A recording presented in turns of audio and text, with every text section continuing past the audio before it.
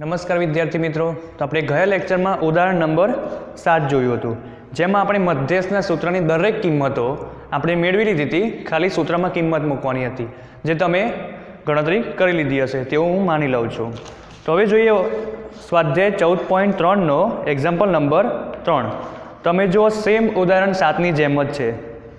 તો અહીંયા શું આપેલું છે કે ઉદાહરણ 3માં સ્વાધ્યાય 14.3 ના ત્રીજા એક્ઝામ્પલમાં શું આપ્યું છે કે એક જીવન વીમા એજન્ટે 100 પોલીસ ધારકોની ઉંમર માટેનું નીચેનું વિતરણ પ્રાપ્ત કર્યું છે. આ પ્રકારનું વિતરણ આપેલું છે રકમમાં. જેમની ઉંમર 18 વર્ષથી વધુ પરંતુ 60 વર્ષથી ઓછી હોય તેવી જ વ્યક્તિઓને પોલિસીઓ આપવામાં આવી હોય તો તેમની મધ્યસ્થ ઉંમર શોધો. તો અહીંયા આપણે મધ્યસ્થ ઉંમર શોધવાની છે. તો અહીંયા મેં તમને ઉદાહરણ 7માં સમજાવ્યું હતું કે આપણને આ પ્રકારના વર્ગો આપેલા હોય, ઓછીથી કાં તો વધુ એવું આપ્યું હોય તો શું કરવાનું? સૌપ્રથમ તો આ ઉંમર વર્ષમાં આપેલી છે એને આપણે શું કરીશું કે વર્ગ અંતરાલમાં ફેરવીશું. તો સૌપ્રથમ વર્ગ અંતરાલમાં ફેરવીશું. વર્ગ અંતરાલ.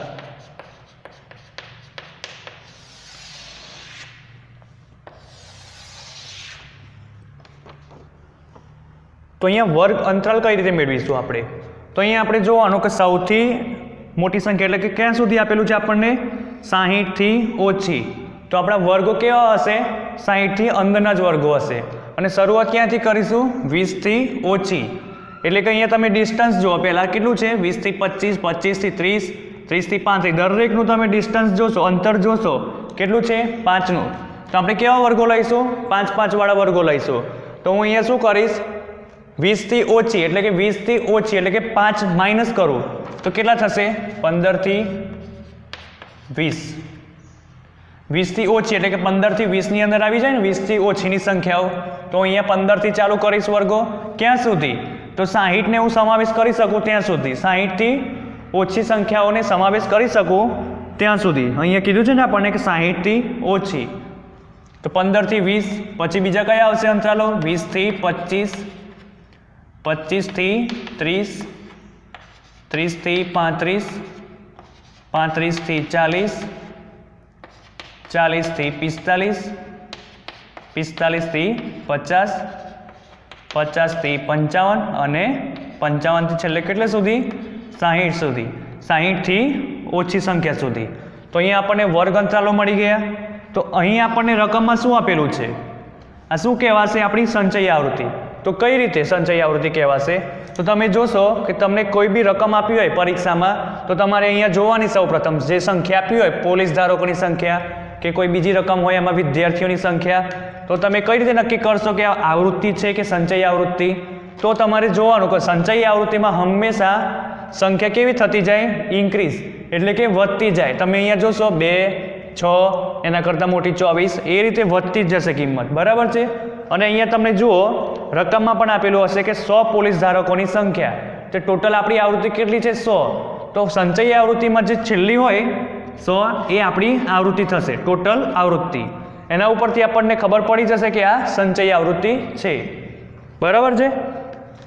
તો અહીંયા આપણે શોધવાનું શું છે? પહેલાં સૌપ્રથમ આપણે આવૃત્તિ શોધીશું આના ઉપરથી. તો આવૃત્તિ શોધીએ હવે, કારણ કે આપણે એફની જરૂર પડશે ને મધ્યસ્થના સૂત્રમાં કિંમત મૂકવા માટે. તો સૌપ્રથમ આપણે આવૃત્તિ શોધીએ. તો અહીં આપણને શું આપ્યું છે? પોલીસ ધારકોની સંખ્યા એટલે કે સંચયી આવૃત્તિ. આવૃત્તિ અને સંચયી આવૃત્તિ જોવામાં ભૂલ ના કરતા, નહીં તો એક્ઝામ્પલમાં તમારો જવાબ નહીં આવે એક્ઝામમાં. અહીંયા શું આપેલી છે આપણને સંચયી આવૃત્તિ? 2, 6, 24,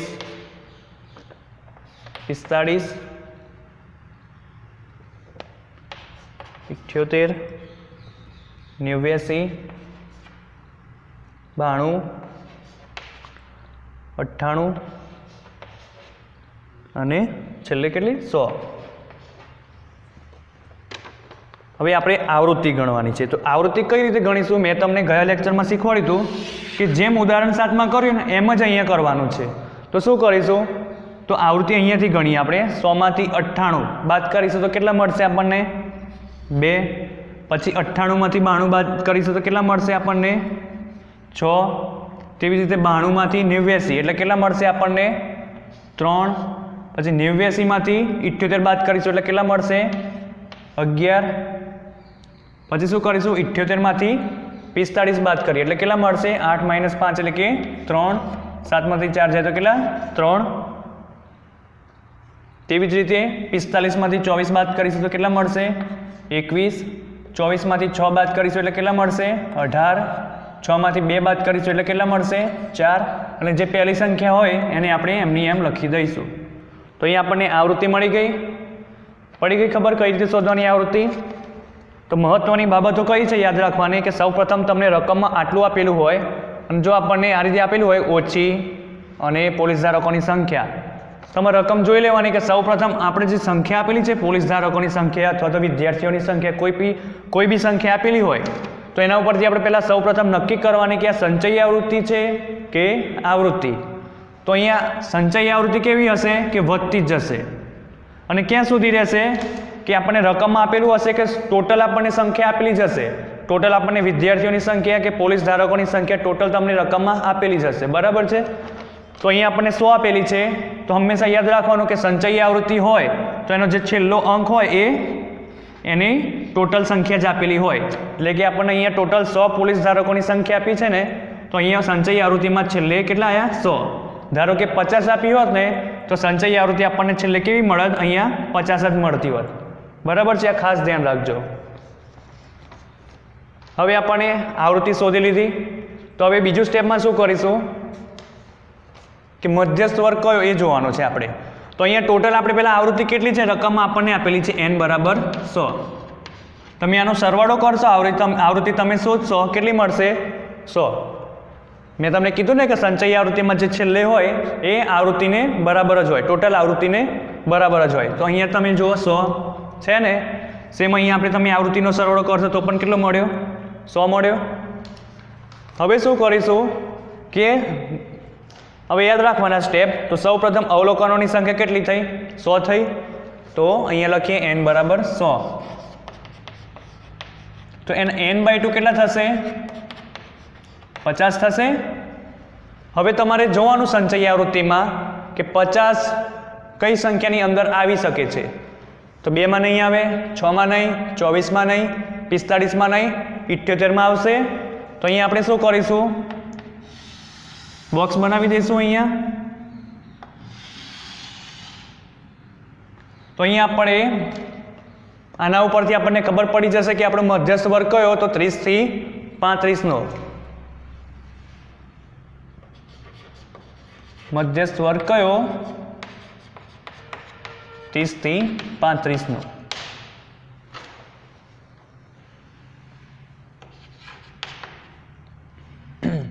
હવે આપણે જે કિંમતો જોઈએ છે સૂત્રમાં મૂકવા માટે એ આપણે મેળવી લઈએ. તો અહીંયા શું છે 21 શું કહેવાશે મધ્યસ્થ વર્ગની આવૃત્તિ એટલે કે f. સૌપ્રથમ આપણે અધસીમા મેળવી લઈએ મધ્યસ્થ વર્ગની અધસીમા એટલે કે અધસીમા કેટલી છે 30. તો અહીંયા લખીએ l બરાબર 30. તમારે કમ્પ્લીટ લખવાનું રહેશે કે મધ્યસ્થ વર્ગની અધસીમા l બરાબર 30. આ રીતે તમે શોર્ટમાં ના લખતા. પછી છે મધ્યસ્થ વર્ગની આવૃત્તિ. તો મધ્યસ્થ વર્ગ છે આપણો એની આવૃત્તિ કેટલી છે 21. તો આવૃત્તિને શેના વડે દર્શાવીએ છીએ f બરાબર 21. પછી શું જોઈએ છે કે cf એટલે કે સંચયી આવૃત્તિ. એટલે cf એટલે કે શું મધ્યસ્થ વર્ગના આગળના વર્ગની સંચયી આવૃત્તિ. તો આપણો મધ્યસ્થ વર્ગ આ છે તો એના આગળના વર્ગની સંચયી આવૃત્તિ મેળવવાની છે. તો આગળનો વર્ગ કયો થશે આ થશે 25 થી 30નો એની સંચયી આવૃત્તિ લેવાની છે. એટલે કેટલી છે અહીંયા 24. તો અહીંયા લખીશું 24. પછી શું જોઈએ છે કે વર્ગ લંબાઈ h 30 થી 35 છે. તો વર્ગ લંબાઈ તમને ખબર પડી ગઈ હશે કેટલી કહેવાય 5. 30 થી 35 એટલે કે અંતર જોવાનું, અંતર કેટલું થાય છે 5. હવે શું કરીશું આ બધી કિંમત આપણે સૂત્રમાં મૂકી દઈશું. સૂત્ર આપણને ખબર છે કે શું છે m બરાબર l plus n/2 minus cf ભાગ્યા f ગુણ્યા h. વર્ગની અધસીમા મધ્યસ્થ વર્ગની અધસીમા કેટલી છે કેટલી શોધી આપણે 30. n/2 એટલે કેટલા થશે 50. માઇનસ CF એટલે કેટલા છે 24, F આવૃત્તિ કેટલી છે 21 ગુણ્યા H વર્ગ લંબાઈ કેટલી શોધી આપણે 5, તો 30 પ્લસ હવે 50 માંથી 24 બાદ કરીશું તો આપણને મળશે કેટલા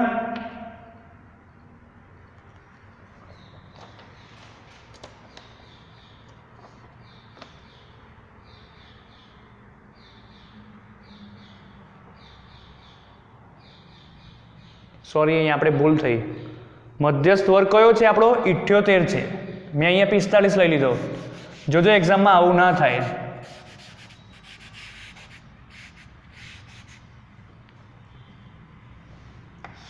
મધ્યસ્થ વર્ગ કયો છે આપણો આ છે 50 નો સમાવેશ થતી હોય એવી સંખ્યા લેવાની તો 78 માં 50 થાય તો અહીંયા મેં ભૂલ કરી તો મધ્યસ્થ વર્ગ કયો થશે અહીંયા 35 થી 40 હવે એના ઉપરથી વર્ગની અર્ધસીમા એટલે કેટલી 35 પછી આવૃત્તિ કેટલી થશે 33 CF સંચયી આવૃત્તિ એટલે કે મધ્યસ્થ વર્ગના આગળના વર્ગની આવૃત્તિ કેટલી છે 45 અને 35 થી 40 એટલે કે H બરાબર 5 હવે L એટલે કેટલા હતા 35 અહીંયા મૂકી દઈએ n/2 એટલે 50 માઇનસ CF એટલે કેટલા છે 45 તો અહીંયા આવશે કેટલા 45 આવૃત્તિ કેટલી છે 33 અને વર્ગ લંબાઈ જે હતી એ જ હવે 50 માંથી 45 બાદ કરીશું તો આપણને મળશે 5 ભાગ્યા 33 ગુણ્યા 5 35 પ્લસ 5 ગુણ્યા 5 એટલે કેટલા થશે 25 ભાગ્યા 33 હવે તમે 35 પ્લસ 25 ભાગ્યા 33 કરશો તો તમને સરવાળો મળશે 35.76 વર્ષ તો આ થયો આપણો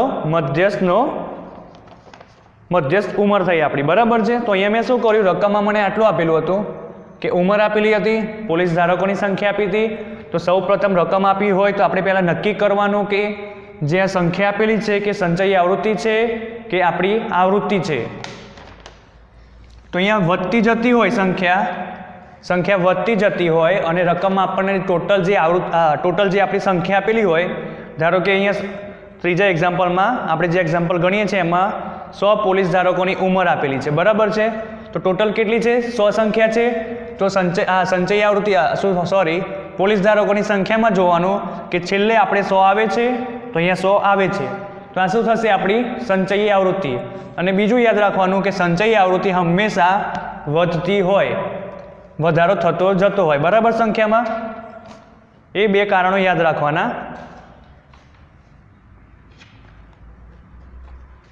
પછી શું કરીશું કે જો સંચયી આવૃત્તિ આપેલી હોય તો અહીંયા આપણે મધ્યસ્થનું સૂત્રનો ઉપયોગ કરવો હોય તો આપણે સૌપ્રથમ શું કરવું પડશે કે આવૃત્તિ શોધવી પડશે તો આવૃત્તિ શોધતા મેં તમને શીખવાડી દીધી કે નીચેથી આપણે બાદ કરતા જવાની બે સંખ્યા 100 માંથી 98 એટલે કે 2 98 માંથી 2 92 જાય તો 6 બરાબર છે અને જે ઉપરની સંખ્યા હોય એ અહીંની અહીં લખી દેવાની પછી શું કરીશું કે અવલોકનોની સંખ્યા જોવાની અવલોકનો એટલે કે આપણને તમે આવૃત્તિ શોધી એનો તમે સરવાળો કરવાનો એટલે કેટલો થશે n બરાબર 100 સંચયી આવૃત્તિમાં જે હોય છેલ્લી સંખ્યા 100 એ આવૃત્તિને બરાબર જ હોય યાદ રાખજો બરાબર છે હમણાં મેં તમને શીખવાડ્યું ને હવે શું કરીશું આપણે કે અવલોકનોની સંખ્યા એટલે કે n બરાબર 100 લખ્યા પછી શું કરીશું આપણે n/2 કરીશું તો n/2 કેટલા થયા 50 તો 50 એટલે કે તમારે સંચયી આવૃત્તિમાં જોવાની કે 50 ક્યાં આવે 2 માં નહીં આવે 6 માં નહીં આવે 24 માં નહીં આવે 45 માં નહીં આવે 78 ની અંદર 50 આવી જશે તો મધ્યસ્થ વર્ગ કયો થશે આપણો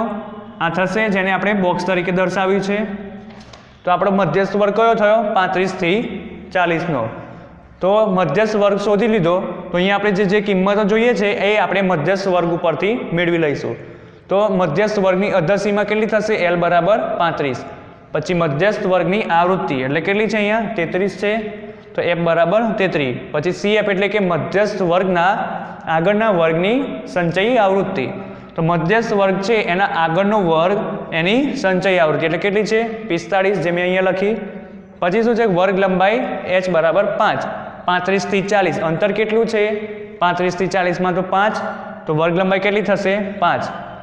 પછી આ બધી જે કિંમત છે એ આપણે મધ્યસ્થના સૂત્રમાં મૂકી દઈએ. તો L ની કિંમત મૂકી n/2 ની તો 50 માઇનસ CF એટલે કે 45 ભાગ્યા F એટલે કે 33 ગુણ્યા H એટલે કે 5. જે કેલ્ક્યુલેશન કર્યું તો આપણને કેટલું મળ્યું? 35.76 વર્ષ. હવે જોઈએ ઉદાહરણ નંબર 8.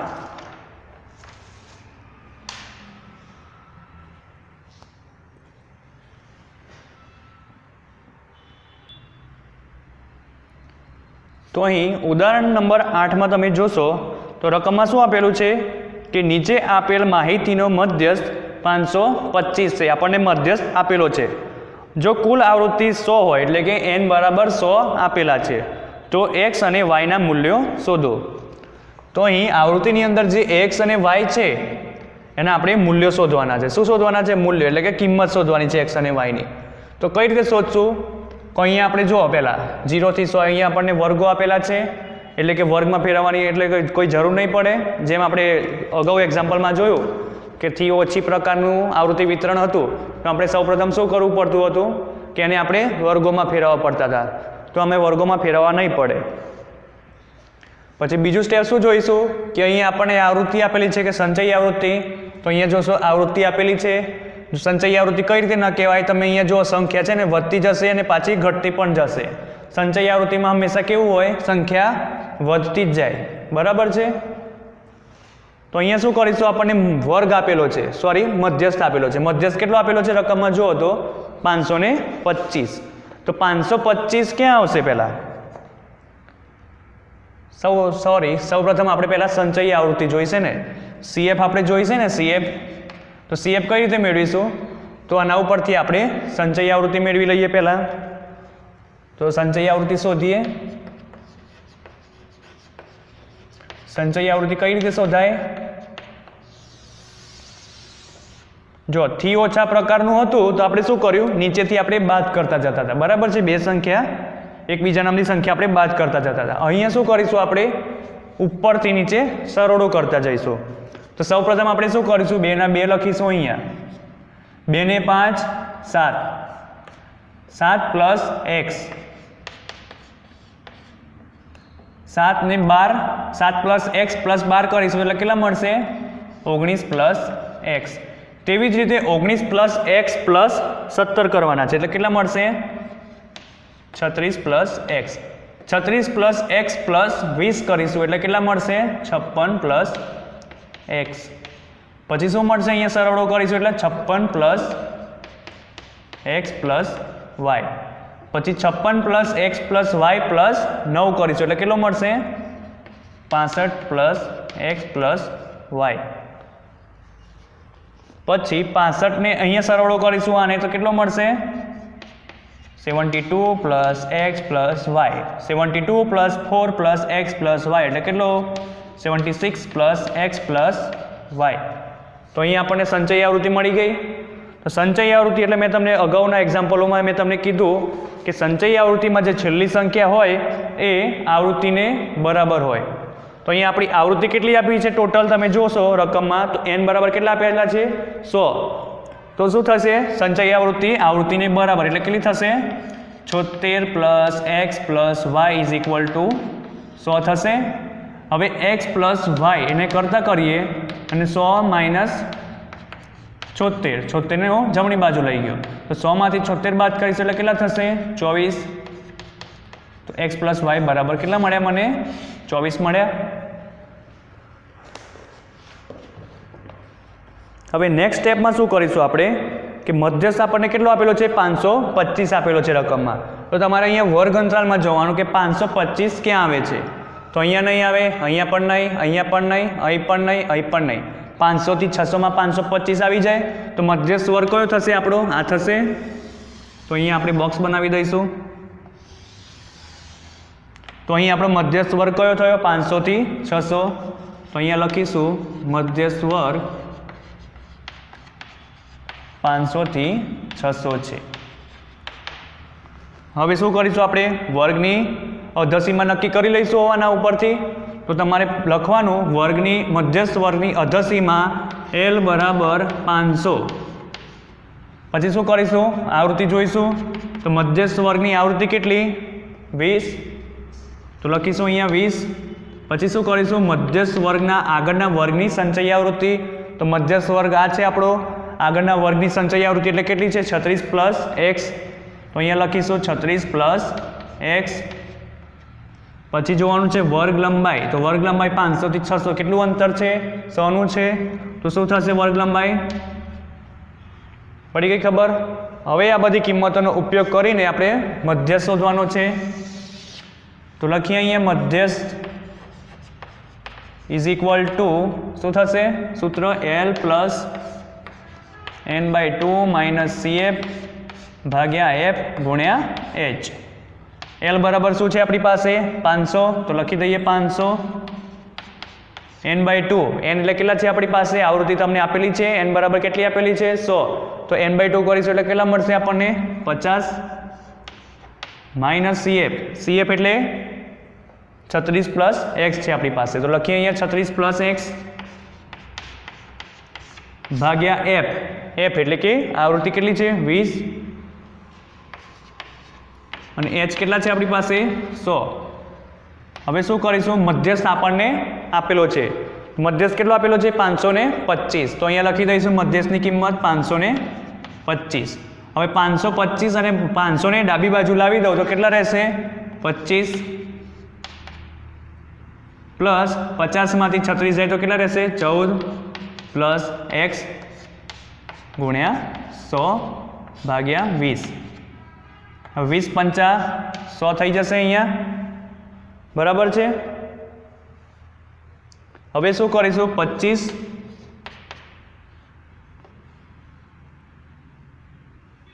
14 ગુણ્યા 5 એટલે કે 70 પ્લસ 5x.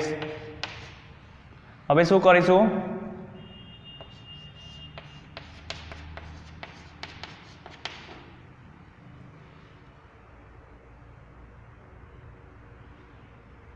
$525 માઇનસ 500 કર્યા તો 25 આવ્યા.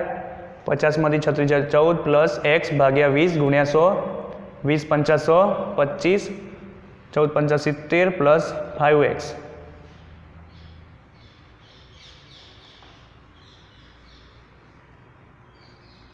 x is equal to 70 minus 25.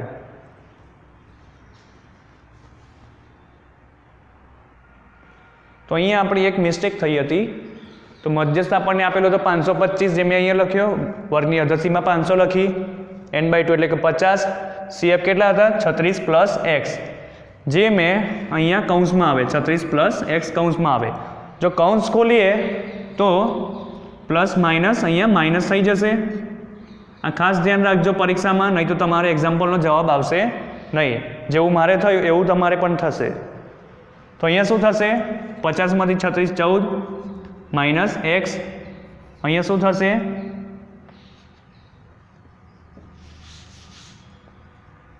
25 14 પંચા 70 માઇનસ 5x.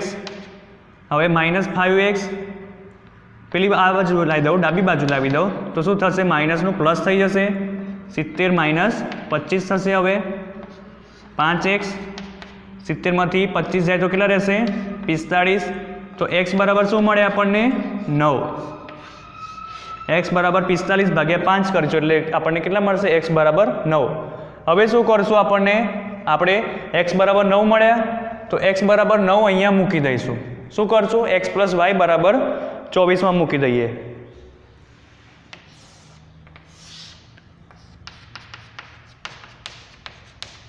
x બરાબર 9 મૂકી દઈએ તો શું થયું? 9 પ્લસ y બરાબર 24. તો y બરાબર 24 માઇનસ 9 એટલે કેટલા થશે? 15. તો અહીંયા આપણે જોઈતી કિંમતો આપણને મળી ગઈ, x અને y. એટલે ખૂટતી આવૃત્તિઓ શોધવાની હતી, જે આપણને મળી ગઈ. હવે જો તમારે જવાબ નક્કી કરવો હોય આપણો સાચો છે કે ખોટો, તો તમે શું કરશો? જે આવૃત્તિઓ છે તમે એક્સની વેલ્યુ અહીંયા મૂકી દેજો.